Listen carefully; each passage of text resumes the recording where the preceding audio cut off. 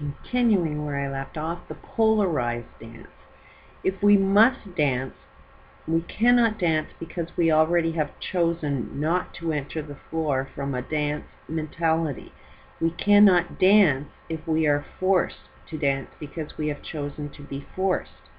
This applies to all aspects of life. Those who believe they are forced are already in a polarized particle or wave dance. In this regard, all particle and wave dances are the same. One cannot play when one has chosen not to play, no matter whether one participates from particle or wave view. One must move out of the dance of force in order to choose to dance in the dance of life. That choice makes a different dance.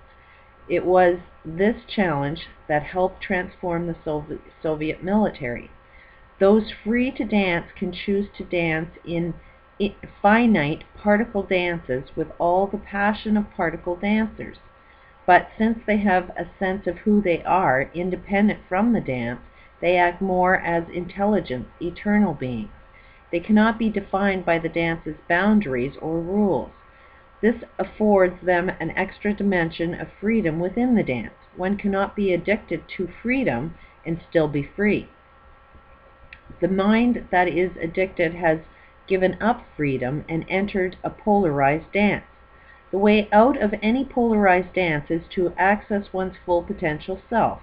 This sense of self allows an extra dimension of freedom because, as a person, it is a great advantage to be present more completely and genuinely in the dance.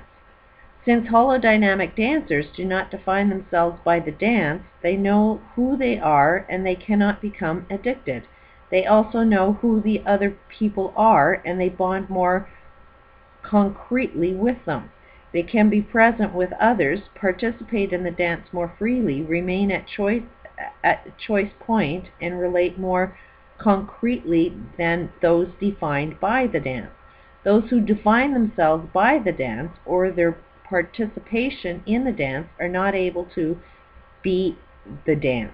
This is why when we measure the moral and ethical maturity of those in the drug culture, we found 17% of the participants were participating in order to help others get beyond the addiction. In every dance, there is participants who have discovered the solution and seek to share the information with others. Holodynamically, the choice to participate in the dance of life is made from a superposition.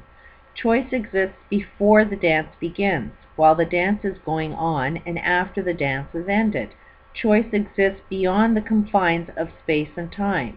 Choice is maintained from a superposition both in and out of the dance, at one and the same time, both in and out of time. Choice comes from a beyond time consciousness.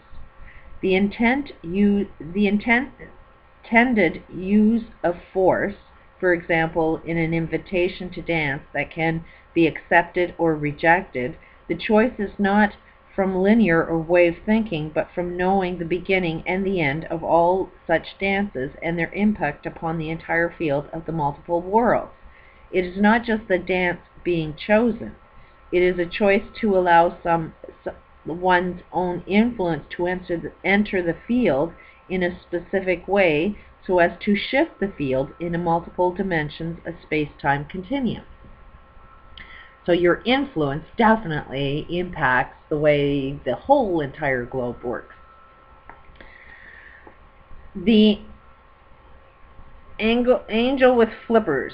I received a phone call from a friend of mine concerning her 9-year-old son. He had been committed to the state mental hospital in Utah as antisocial and pathological with schizophrenic tendencies. I knew the boy. Let me reread this because I remember this story. It's pretty good. A child was put in a hospital with antisocial and pathological and schizophrenic tendencies.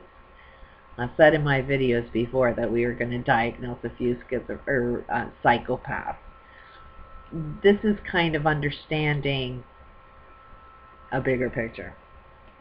I knew the boy, and it was difficult to believe he matched the labels. I asked, "What are his symptoms?"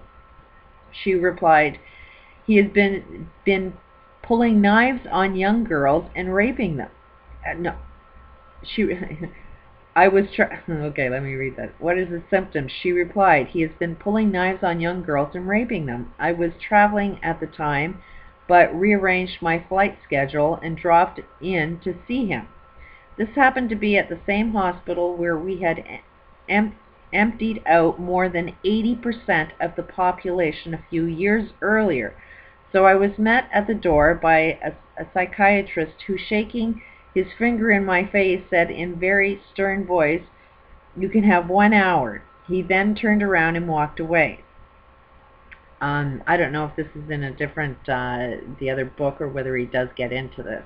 But as soon as he came up with this concept of holodynamics, being more of a scientist, as soon as he came up with the concept, then as a scientist you have to prove it. So he went into a mental institution and cured more than 80% of people that were in the institution there for the rest of their lives. And once he reached that 80% cure rate, he was fired because the hospital lost funding. A hospital can't get funding unless they have patients. So that's where this guy is saying, okay, you can only get 1 hour, because that guy at the hospital is making money off this guy being sick. A nurse escorted me to the visitor's room, where my young acquaintance sat on one end of the big green couch. I sat down on the other end and asked, "What are you doing in here?"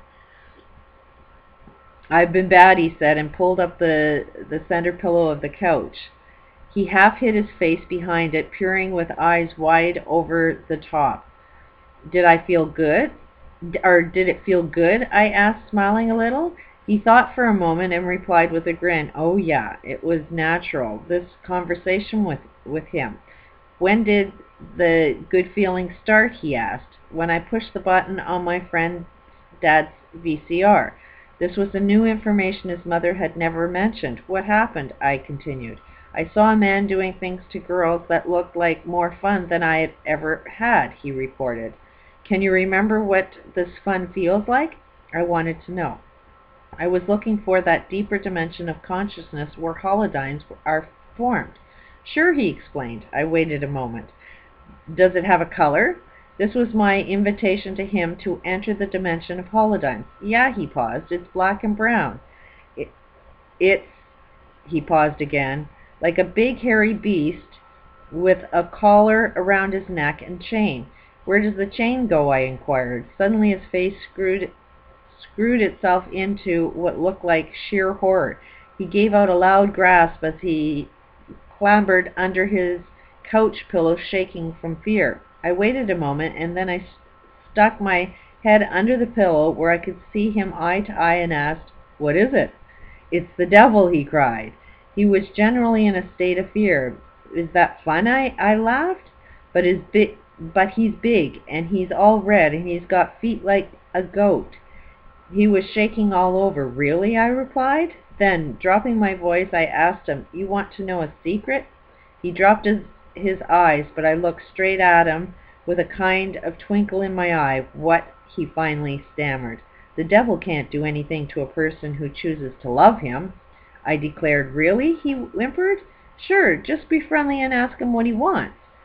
I waited a few more seconds, and then I offered, "Dealing with devils is just like dealing with people." He looked at me as if he doubted that statement, but then I said, "Just be friendly." He waited a moment longer and suggested, "Give him a hug." He must have decided to go for it, because I watched as this little 9-year-old boy pulled himself out from under the pillow, straightened his back, and looked up straight into the face of the worst possible demon he could imagine, put his arms out, and gave him a hug. Oh, he gasped. "He's different." I waited, and then he went on, "He's not scary anymore." Then I suggested, "Ask him what he wants." Still sitting straight as an arrow, the boy asked, "What do you want?" He listened for a moment and then said, "He wants to have fun." It was a surprise to the boy. "Is there a way you can think of for having fun that doesn't hurt other people?" I asked. His response was imminent and spontaneous. Sure, like swimming, riding a bike, and stuff like that. He seemed back in control of himself, so I asked him, "Can you feel this kind of fun?" "Sure," he said. "Does your good normal fun have a color and a shape?" I asked. "It's an angel with wings and flippers." He was nodding his head up and down. "Flippers?" I asked. I was a little confused because angels usually don't have flippers. "Yeah, it's a funny angel. It's not serious. She likes to swim." He smiled in a shy way. "Can you draw an angel?" I asked and wanted to get a picture of his new friend. He drew the picture. I suggested he keep it as a reminder and asked him if he would promise to show it to his mom. He promised. Then I asked him if he wanted to have fun the way the beast and the devil did, or would he like to try it the way the angel had fun. He said the beast and the devil were tired and they wanted a change. I asked if they would like to meet the angel. "Wow," he said, "they jumped right into her." "What?" I asked. "They just changed right into the angel." He clapped his hands and together turned, giving me a big smile. "Will you promise to meet with the angel every day and let her guide you in having fun?" I was looking straight in his eyes, and he looked straight back and promised. The session took 50 minutes. We kind of just played around the last 10 minutes, just being buddies. Now and then I would ask what his angel thought of this and that or that, and he would answer right away. All his answers were normal and wholesome for a 9-year-old boy. I left the hospital and continued my flight schedule. I returned about 4 weeks later. The psychiatrist met me outside the mental hospital building. "What did you do to that boy?" he demanded in what I was sure was his best stern voice, lacking some of his former confidence. His finger was still pointing directly in my face. I took hold of his finger and gently pushed it down a little so I could see his face a little better. "Why? What happened?" I smiled back.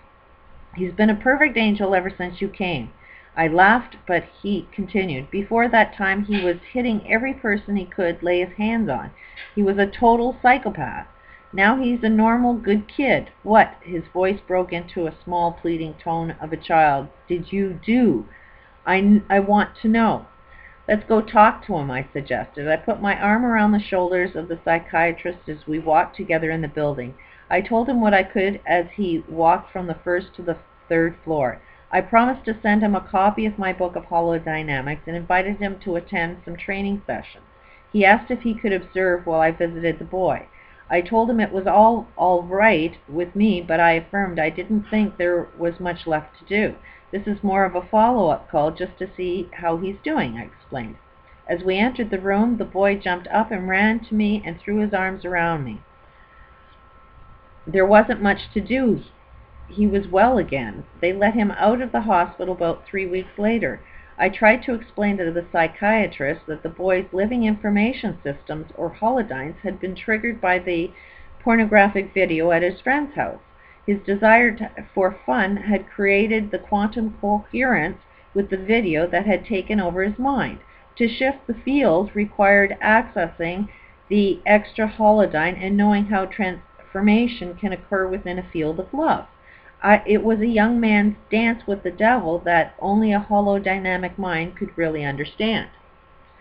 The psychiatrist said he would read the book. I offered to help in any way possible, but I never got a call from him. I realized it is easy to get lost in the dance of mental illness and its gatekeepers who want to play the particle and wave dynamics. I also realized that the healing of mental illness cannot be accomplished from rational or emotional frames of reference. Healing occurs within the holodynamic reality. We are healed by the mental illness, not from it.